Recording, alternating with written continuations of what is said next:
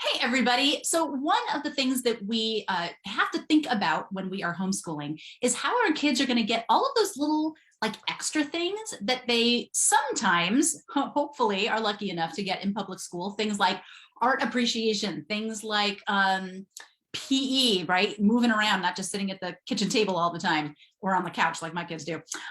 Or things like music, not just music appreciation, but having some kind of understanding of how, like how sheet music works, how instruments work, understanding, different kinds of music, different genres, all these sorts of things. Some of that they're going to pick up just from conversation, right? When you're in the car and you're listening to the radio, you can talk about those kind of things. But when it comes to things like different kinds of instruments, learning things like composers and classical music and things that for most families is probably not super common to talk about.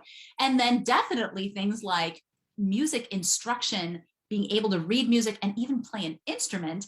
We have to think about how are we going to provide that for our kids in a homeschool environment. I am super happy today to have a good friend of mine. Her name is Lois Owsley, and she is going to be telling us all about music appreciation in homeschool. She actually is homeschooling her grandson.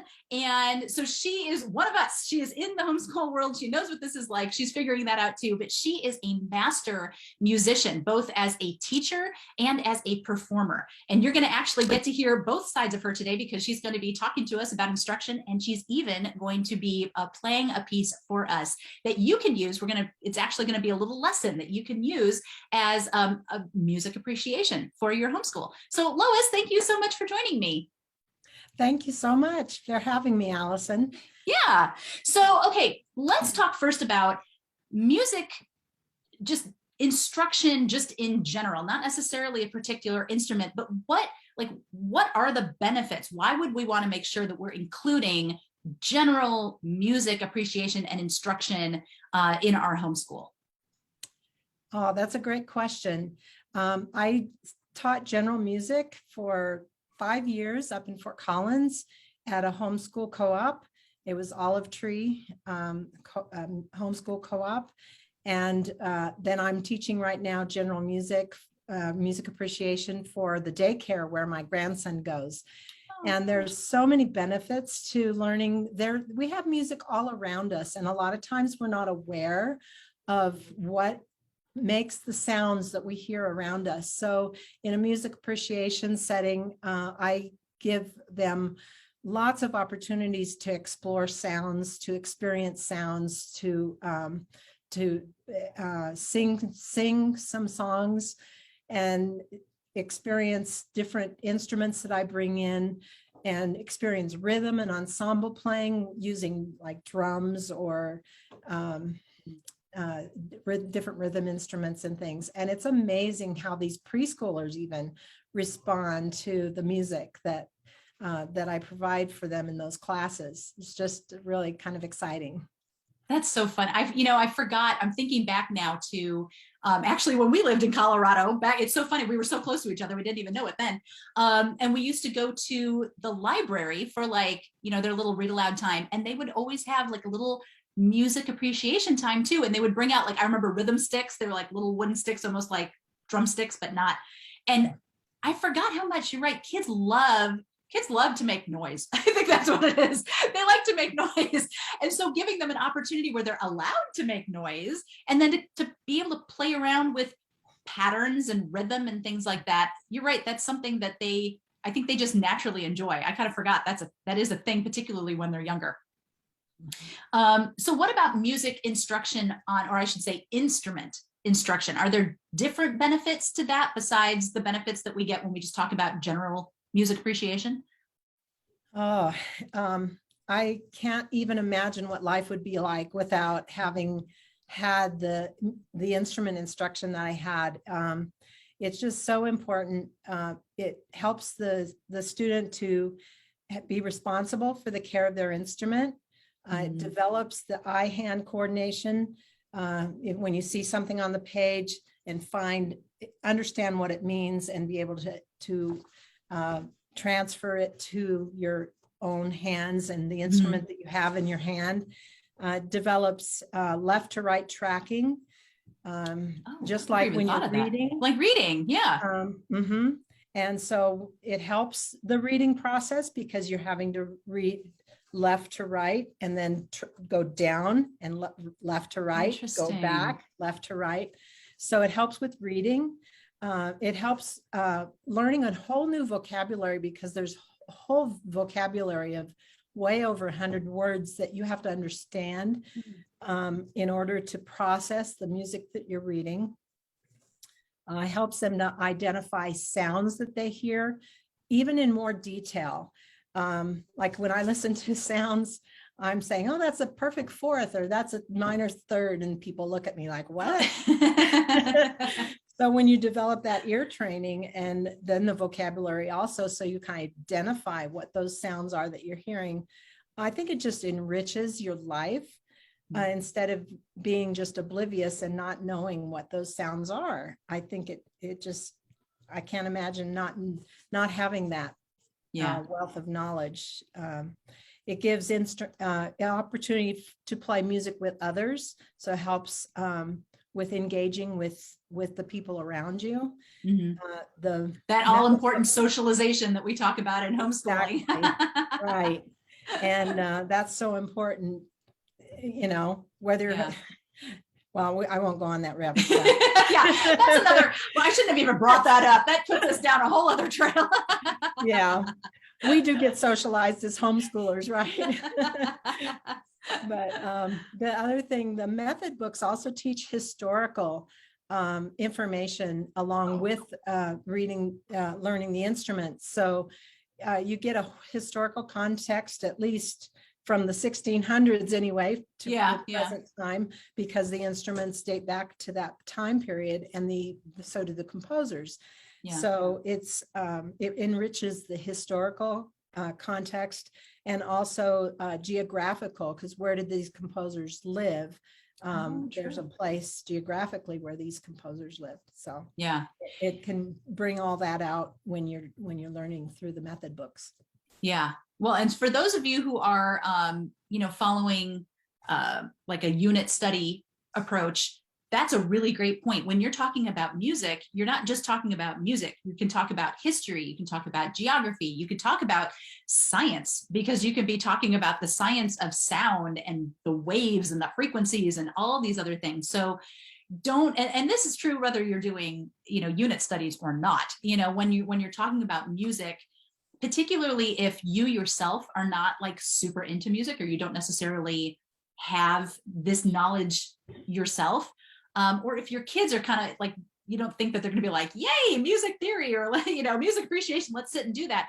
You can tie it into these other things. It doesn't just have to be, now we're going to do our music appreciation. It can be, we're talking about this country, we're talking about Austria for whatever reason. Here it is on the map. Hey, you know who comes from Austria? Wolfgang Amadeus Mozart, who happens to be my favorite because we were born on the same day.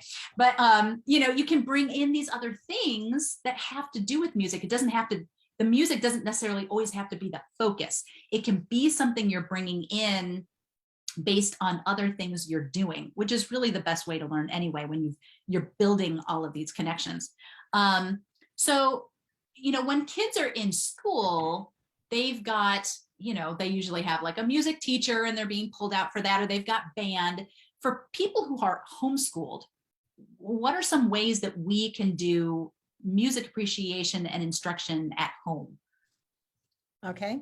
One is to talk about sounds. I remember when I was in school, one of the assignments I had was to go home and sit and listen to the sounds around me and write down the sounds I hear.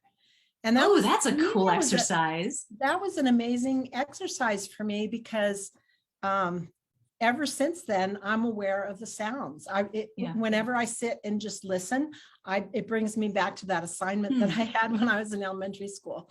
So that would be really wonderful. The other is to make an instrument. Which kids love to do.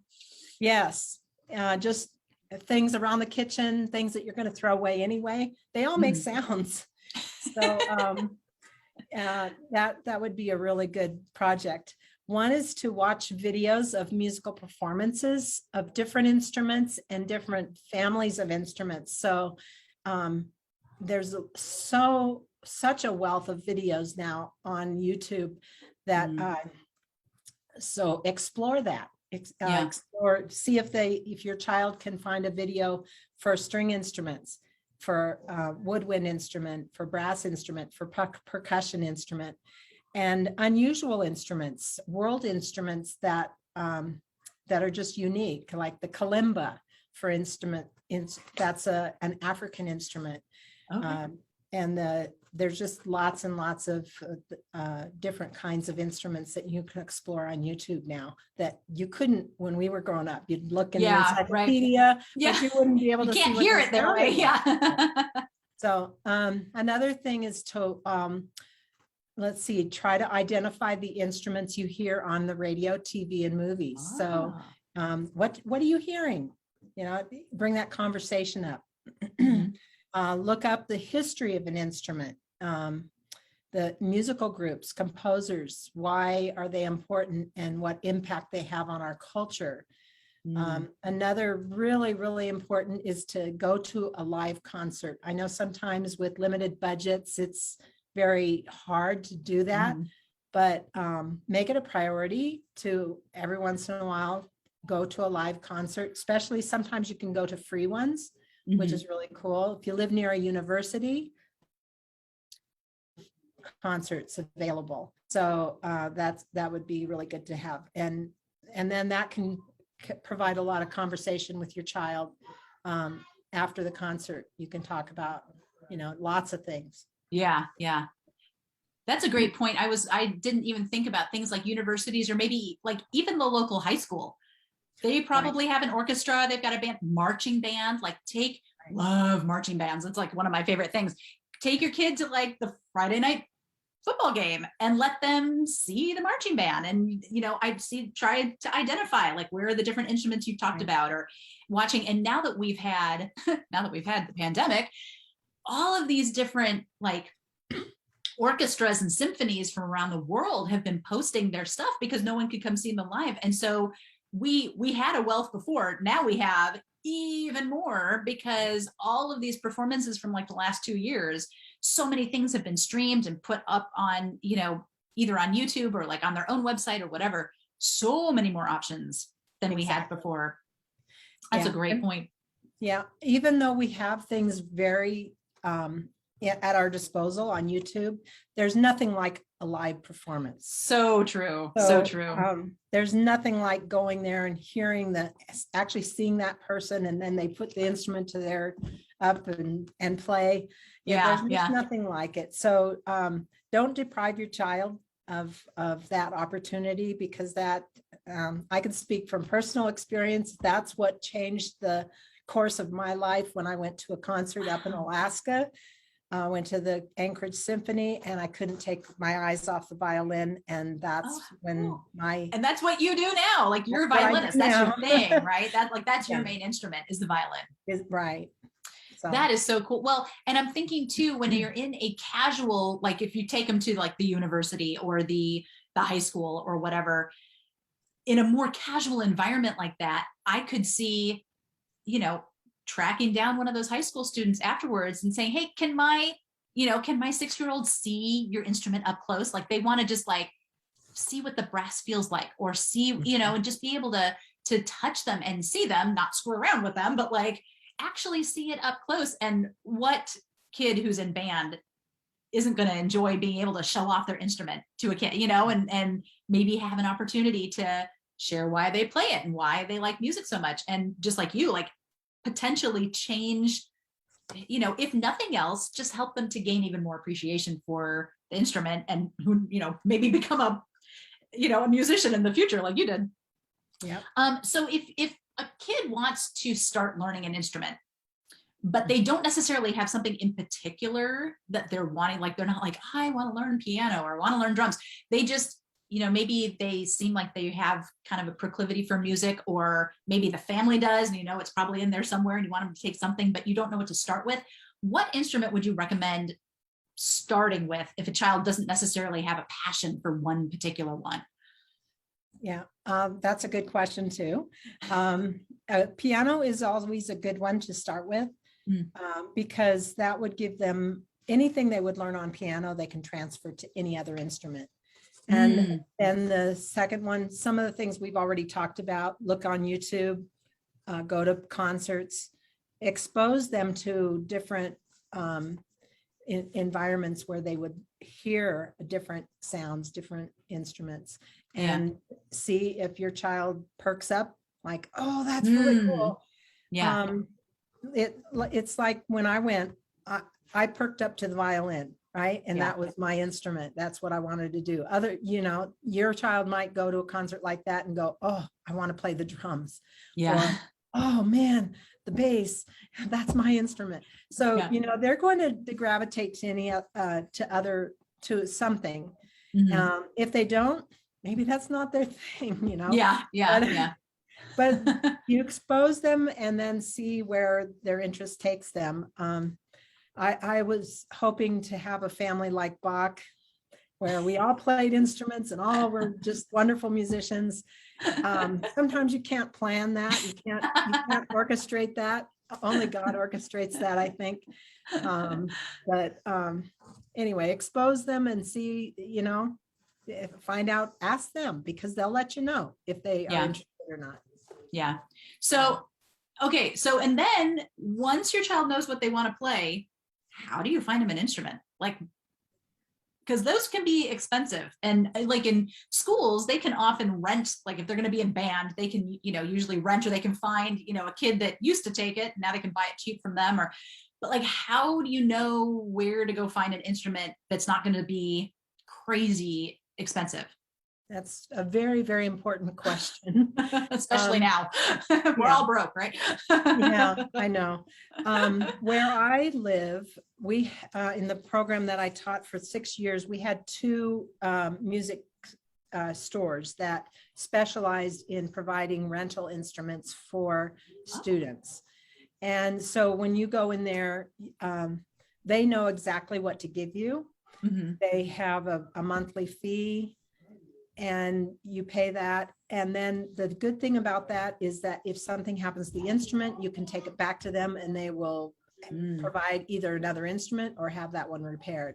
Uh-huh. If you get an instrument on Amazon or Craigslist, wherever, Yeah. you run the risk of getting an instrument that is not adequate, and then you'd have to get it repaired anyway, and then you'd have the cost of repairing. Yeah. Yeah, I've seen some really bad.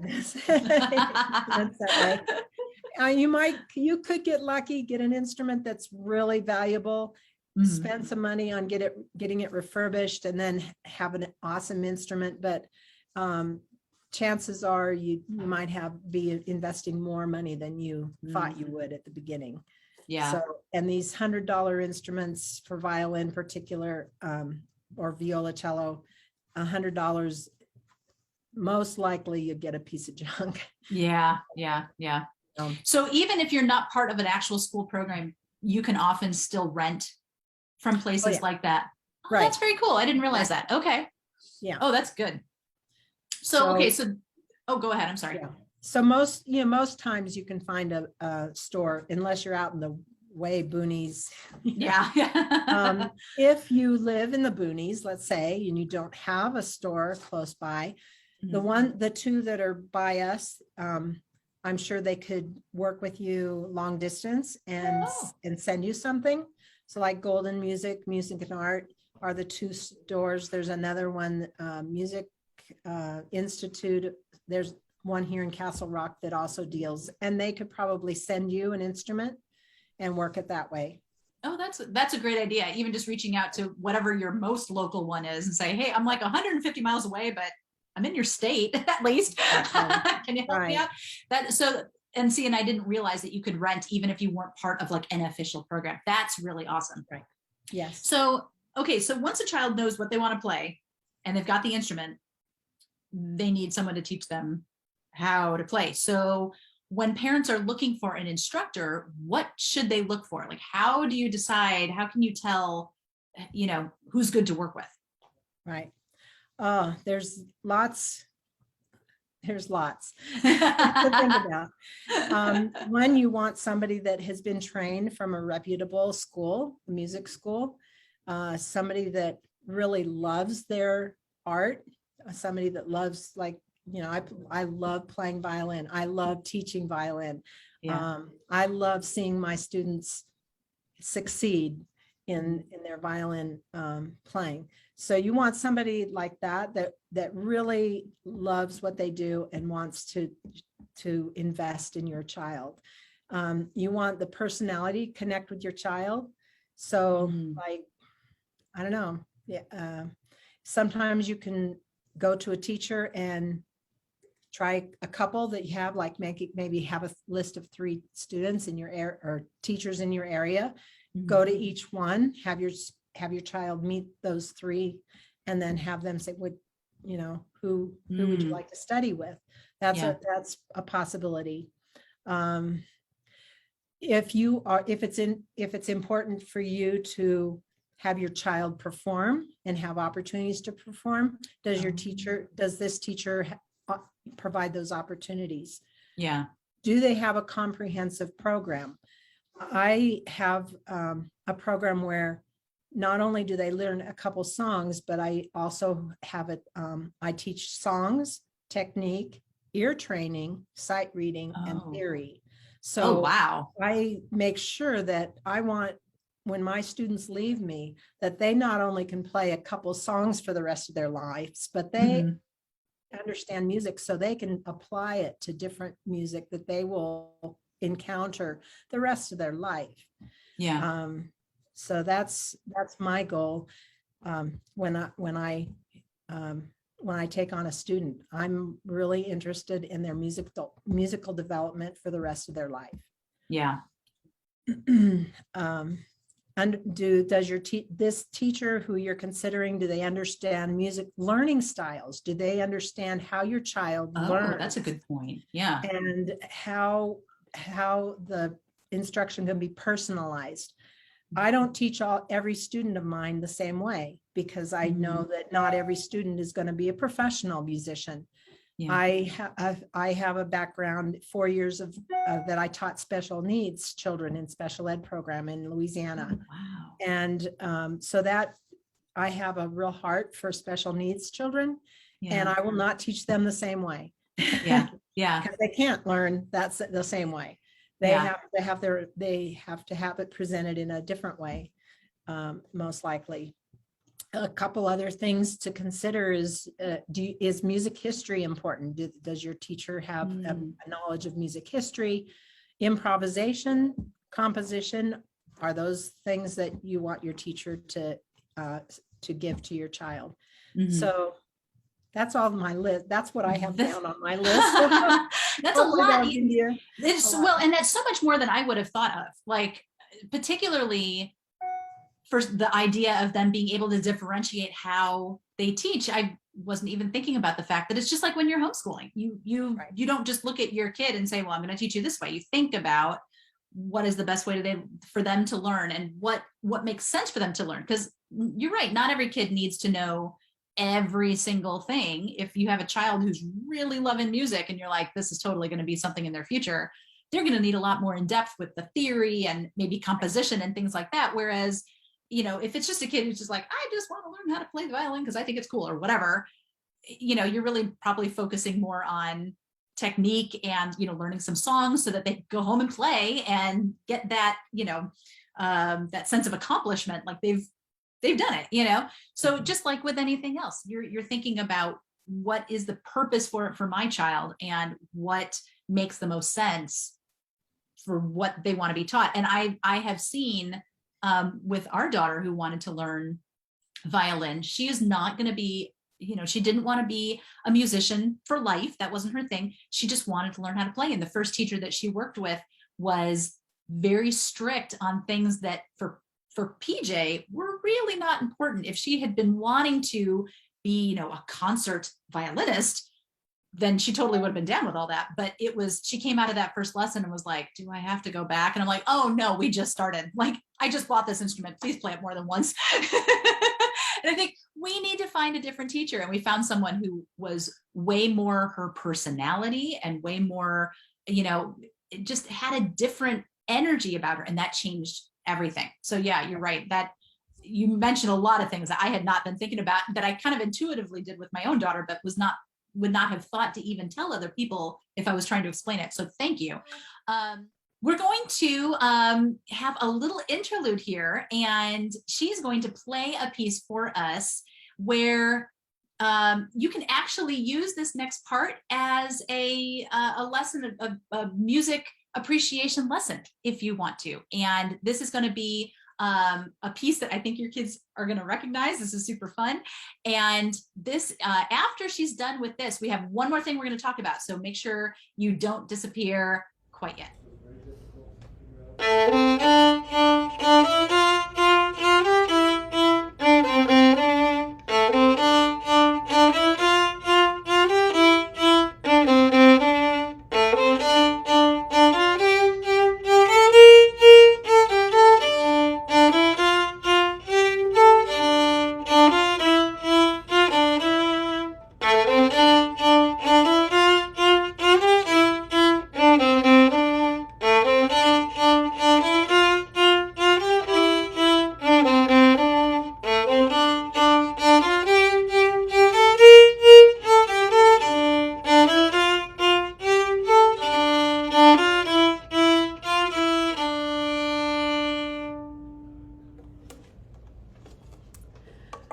That song you might recognize as being Pirates of the Caribbean. And you might think, oh, I would never be able to play that if you are a beginning violinist. But if you have the right instruction, and you can learn that in the first year of playing the violin. All you have to know is 8 notes, which are these notes here on the piano.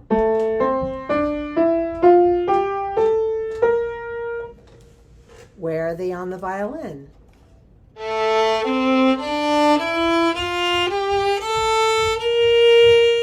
And then you can play it yourself. So it might seem a little hard right now, but don't give up, be determined, and you can play it too. So Pirates of the Caribbean is a nice song, and you might have even heard it on the movie Pirates of the Caribbean. It was the theme song for that movie. But you might not have thought about who wrote it, when did he write it, where did this composer come from, where does he live now, is he still alive? So those are questions that hopefully I can get you to start thinking about. So this song was composed by Klaus Badelt, and he was born in June of 1967. So that should hopefully stimulate you to think, was I born then? Were my parents born then? What was going on during that time? Was there any other composers that were living at that time? What was his influence? Where did he go to school? So those are all really important questions that you might not have even thought about asking. But as you grow as you grow up and you start learning more things, those are important questions to ask. So Klaus Badelt was actually a German composer, and he came over to America and he started composing for films. So he also knew Hans Zimmer. And who's Hans Zimmer? He was also a composer for films and has done many of the films. So you can go and do research on what other films did the two of them, what films did they write music for. So you can do some research on that. So Klaus Badelt composed for Pirates of the Caribbean in 2003. So you might ask, what was going on in 2003? Was I born then? Was I just a baby? Were my parents born then? Same questions. Always ask questions and find out. And today is the exciting time where we can look on Google search and find the answers to these questions.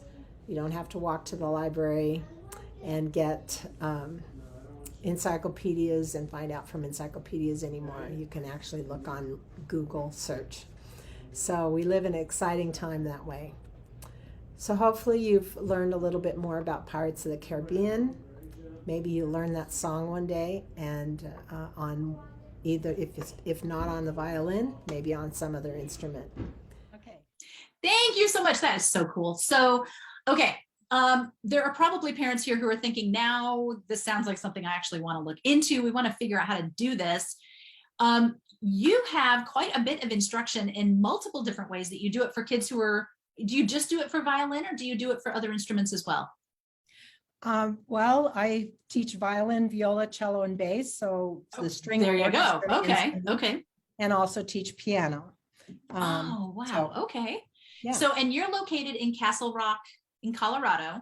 Those Right. of you who are in Colorado, if you're anywhere near Castle Rock, you know where she is. And so you do that in person, right? You're still doing instruction for that? I do in person and online. After COVID, Oh, I nice. had about a week to learn how to teach online, how to do the Zoom, and Yeah. yeah. So I started teaching online then to the string orchestra students that I had and the private students, and yeah, it's gotten to where it works actually. That's awesome. The only thing that's hard about teaching online with string instruments, if I have a student that can't tune their instrument, and That's tricky. that makes it a little bit tricky if they have trouble with their instrument. So as long as they have somebody that can help them with their instrument on that end, then Yeah. the online lessons work really well. Oh, fantastic. Okay, so those of you who are thinking, ooh, stringed instruments, that sounds like that would be my kid's jam. You have an instructor right here. She can do it online for you. If you're in Castle Rock, you can do it, or anywhere thereabouts, obviously in Colorado, you can do it with her locally. What is your website? And I'll be sure to put it in the description, but where would people find you to learn more about how they can work with you? Personalnotesmusic.com is my website. So that's where you can find me. Yeah, I can teach anywhere in the world. I have a student in Pennsylvania. I've had one in Canada, New York. Yeah, so yeah, I love teaching online. And so I'd love to be able to teach, if you're in Texas, right? I haven't had one in Texas. I would love it. Oh, there you go. Awesome. Oh, thank you so much, Lois. This has been so fun. Thank you so much for sharing your music and your passion for music with us. If y'all have any questions for her, please feel free to leave those here. I'm going to pop her into she's going to be here in the group so she can answer those for you if you have any questions. But definitely check out personalnotesmusic.com. Was that it? Yes. There you go. Check that out. If you have any questions, you can reach out to her there as well, and she can help you figure out the best way to work with her. Thank you so much for coming on.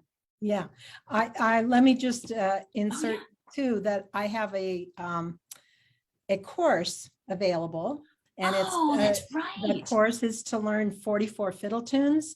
There's 3 books that I go through with my beginning violin students. It's Fiddle Tunes for the Violinist, Suzuki Book 1, and also the Sound Innovations Book 1.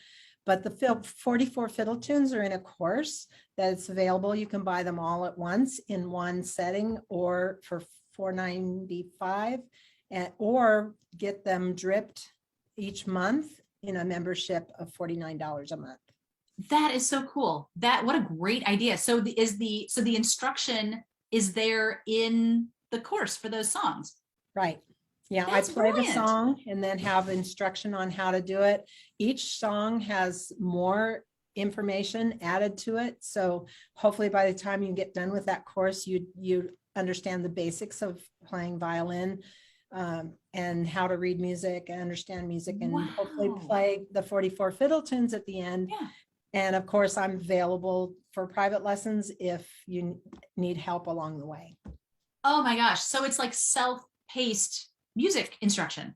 Yes, That's exactly. fantastic. What a great idea. So those of you who are thinking, okay, I would love to do this, but I'm not sure that we can, because homeschoolers are very busy people. If you're thinking, I cannot add like another thing every single week, to be able to do it at your own pace, at your own time, and then know that you can, you know, drop her a note and say, hey, I think we need like one session to kind of clean this up a little bit. Like we need a little help here. That is brilliant. What a great idea. Oh my gosh, that's awesome. Thank you. I'm so glad you mentioned that. All right, y'all, you have got to reach out to Lois if you want to do anything with stringed instruments. This is fantastic. Let her know in the comments if you have any questions, and definitely check out personal notes. personalnotesmusic.com. If you want to learn more about her course or her membership or doing private instruction, either over Zoom or in person. Thank you so much for joining us, Lois. Thank you, Allison. Yep. See you later.